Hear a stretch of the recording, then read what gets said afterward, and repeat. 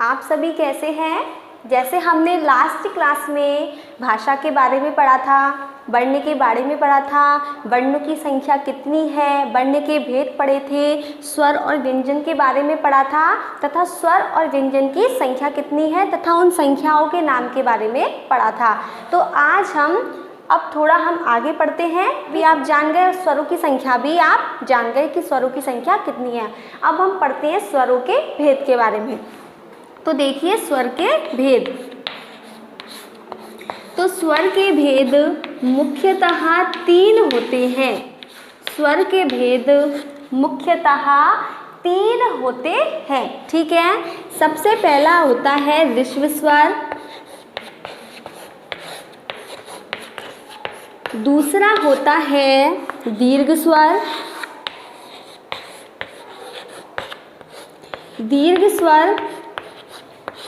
व तीसरा होता है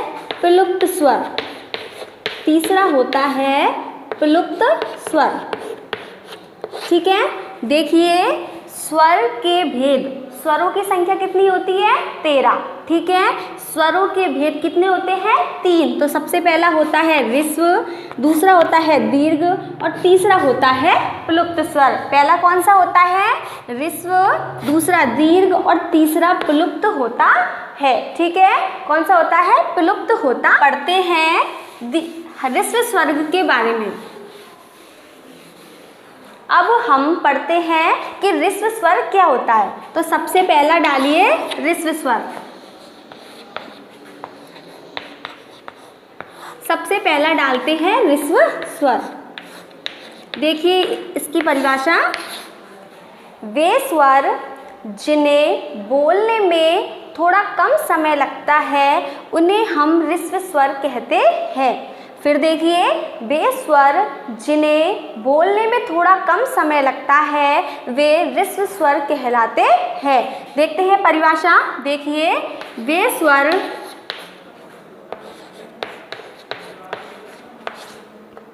जिन्हें बोलने में थोड़ा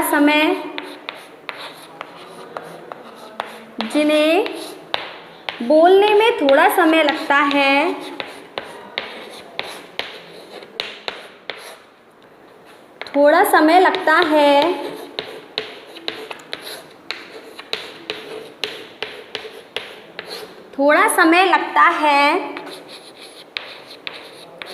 वे ऋस्व स्वर कहलाते हैं।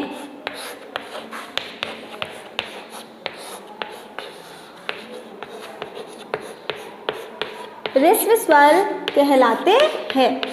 देखिए, वे स्वर जिन्हें बोलने में थोड़ा समय लगता है वे ऋस्व स्वर कहलाते हैं। आया समझ में कि ऋस्व स्वर क्या कहलाते हैं? जिन्हें बोलने में कम समय लगता है वे ऋस्व स्वर कहलाते हैं। अब देखिए ऋस्व स्वरों की संख्या कितनी होती है। देखिए ऋस्व स्वरों की संख्या कितनी होती है। तो ऋस्व स्वरों की संख्या 4 होती है। कितनी होती है? 4 होती है। देखिए कौन कौन सी? अ, ई, उ, री। ये क्या है? ऋस्व स्वरों की संख्या। आ, ई, उ, री। आ, ई, उ, री। इन्हें बोलने में समय लगा? बिल्कुल भी नहीं लगा। हमने फट से बोल दिए आ, ई, उ, री, आ, ई, उ, री। इस तरीके से ये ऋस्व स्वरों की संख्या है। आया आपको समझ में? ऋस्व स्वर यानी वे स्वर जिन्हें बोलने में कम समय लगता है वो ऋस्व स्वर कहलाते हैं। इनकी संख्या 4 होती है। आ, ई, उ, री। आया सभी को समझ? है दीर्घ स्वर।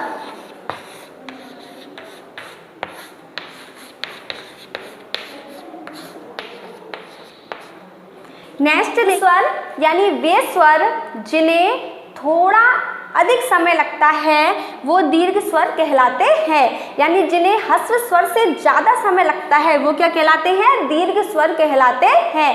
वो क्या कहलाते हैं? दीर्घ स्वर कहलाते हैं। यानी देखिए वे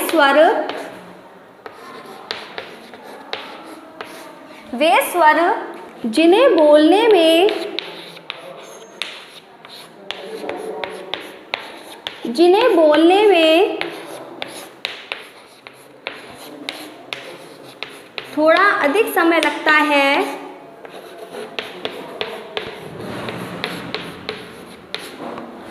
अधिक समय लगता है,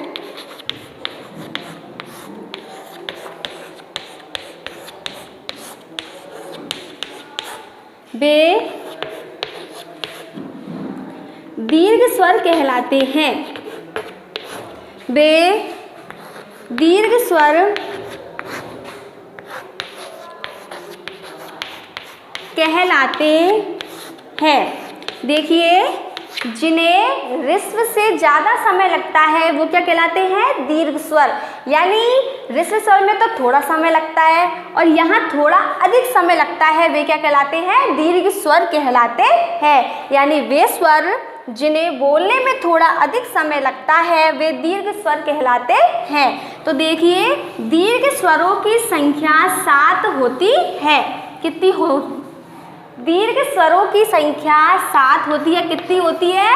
7। तो दीर्घ स्वरों की संख्या 7 होती है। देखिए कौन कौन सी होती है? आ, ई, ऊ, ए, आई, ओ, औ। ये क्या है? दीर्घ स्वरों की संख्या। देखिए, बोलने में समय लग रहा है आ, ई, ऊ, ए, आई, ओ, औ। लग रहा है समय? आ, ई, ऊ, ए, आई, ओ, औ। ये क्या है? सारे दीर्घ स्वरों की संख्या। ऋस्व स्वर को तो हमने फटाफट बोल दिया, आ, ई, उ, री। ठीक है, यहाँ थोड़ा समय लग रहा है ना। आ, ई, ऊ, ए, आई, ओ, औ। ये क्या है? सारे दीर्घ स्वरों की संख्या। ठीक है, आए सभी को समझ में? आगे देखिए स्वर।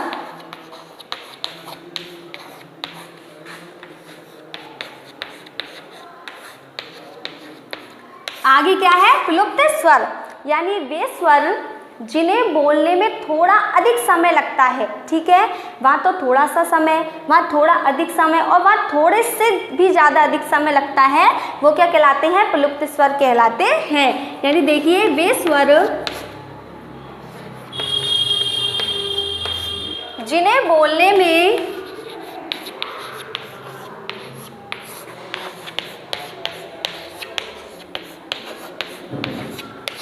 दीर्घ की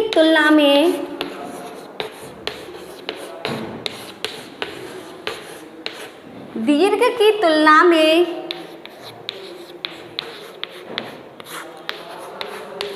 समय अधिक लगता है,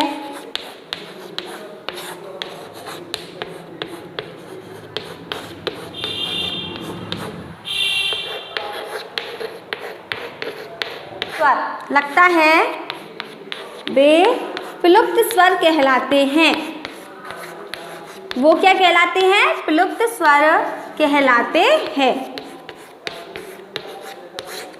प्लुप्त स्वर कहलाते हैं। क्या कहलाते हैं? प्लुप्त स्वर कहलाते हैं। देखिए, वे स्वर जिन्हें बोलने में दीर्घ की तुलना में समय अधिक लगता है वे प्लुप्त स्वर कहलाते हैं। ऋस्व में कम समय लगता है। ठीक है, दीर्घ में ऋस्व की तुलना में अधिक समय लगता है और प्लुप्त में दीर्घ की तुलना में अधिक समय लगता है, तो वो क्या कहलाते हैं? प्लुप्त स्वर कहलाते हैं। देखिए परिभाषा, वे स्वर जिन्हें बोलने में दीर्घ की तुलना में अधिक समय लगता है वे प्लुप्त स्वर कहलाते हैं। ठीक है, आया समझ में? प्लुप्त स्वरों की संख्या 8 होती है। प्लुप्त स्वरों की संख्या कितनी होती है? प्लुप्त स्वरों की संख्या